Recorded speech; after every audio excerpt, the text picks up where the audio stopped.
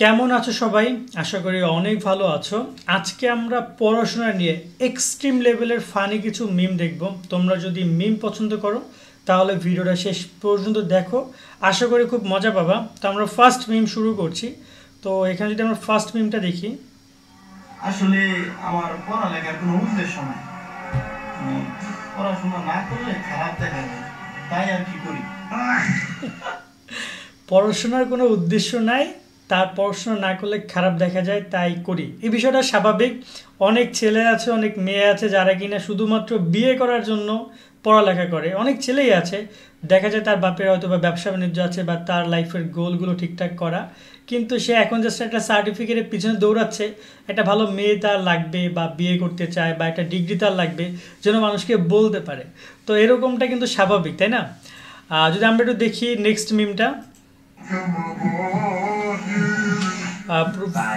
Minute letter.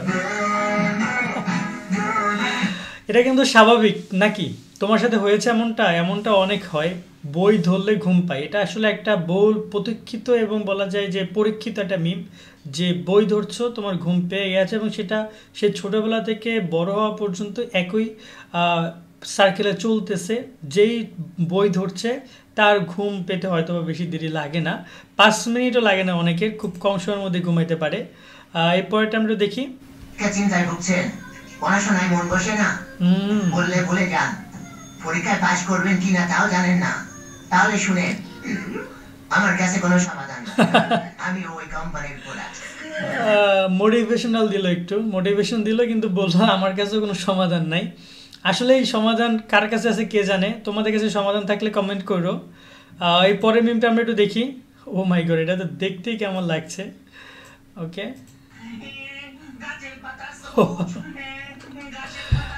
দারুণ তো। মাথার উপরে বই রাখলে কি পড়া বেশি মাথার ওখান থেকে ঢুকে যাবে? ঠিক আছে,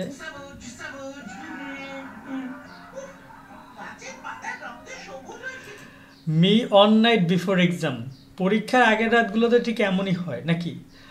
অনেকেই আছে যারা চিল করে, যাদের অলরেডি আগে পড়াশোনা ঠিকঠাক থাকে, কিন্তু এমন স্টুডেন্টরা আছে যারা কিনা পরীক্ষার আগের রাতে পড়ার জন্য অপেক্ষা করে। তাদের অবস্থা কম বেশি এমনই হয়।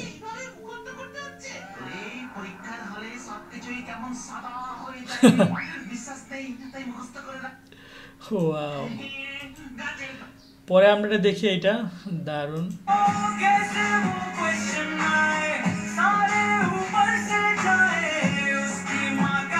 ওয়াও, এটা দারুণ গান বানাইছে, তাই না? গান অরিজিনাল গানটাও ভালো, আর এটাও দারুণ।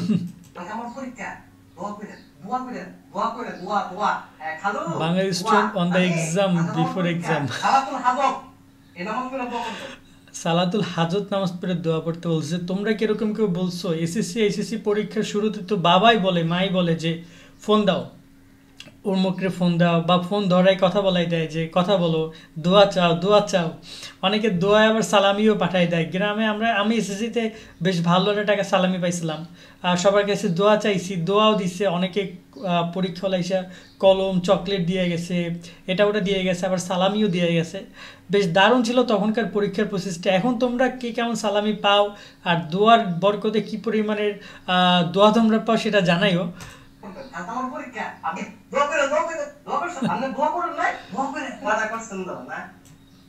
দারুণ। আরেকটা মিম দেখি আমরা। আচ্ছা, রসায়ন পদার্থবিজ্ঞান বই নবম দশম শ্রেণীর। ওকে, ছোট ওরা করছে। ও আচ্ছা, নতুন নতুন সায়েন্স নিছে, তাই একটু ভাব নিয়ে বন্ধু সবার সামনে গিয়ে ঘুরে গেল। ঠিক আছে, চশমা লাগাইয়া তারপর হচ্ছে বইগুলো একদম বের করে যে দেখ আমি সায়েন্স নিছি। বাহ, দারুণ। আসলে সায়েন্সে নেওয়া শিক্ষার্থীদের একটা ভাব মনে হয় বেশি, কিন্তু আসলে ওদের পড়াশোনা করতে করতে তাদের ভাব এমনিতেই চলে যায়, বেশি দিন থাকে না। ঠিক আছে, একটা দেখি আমরা এই মিমটা। আচ্ছা, এটা হচ্ছে বাই বাই এক্সাম, মানে এটা হচ্ছে মানে আমি বা তুমি, আর এটা হচ্ছে পরীক্ষা। ওকে, তো এক্সাম হচ্ছে মেবি মানে বোন কি এটাকে মনে হয় ছুরি দিয়ে মনে হয় কিছু একটা করার চেষ্টা করতেছে। ওকে, ও ও আস্তে করে বন্দুক বের করে মেরে দিল।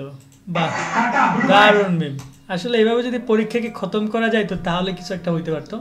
আজকের মতো আমরা ভিডিওটা এখানে শেষ করছি। সকালে অনেক অনেক ভালো থাকো, সাবস্ক্রাইব করে আমাদের সাথে যুক্ত থাকো। আল্লাহ হাফেজ।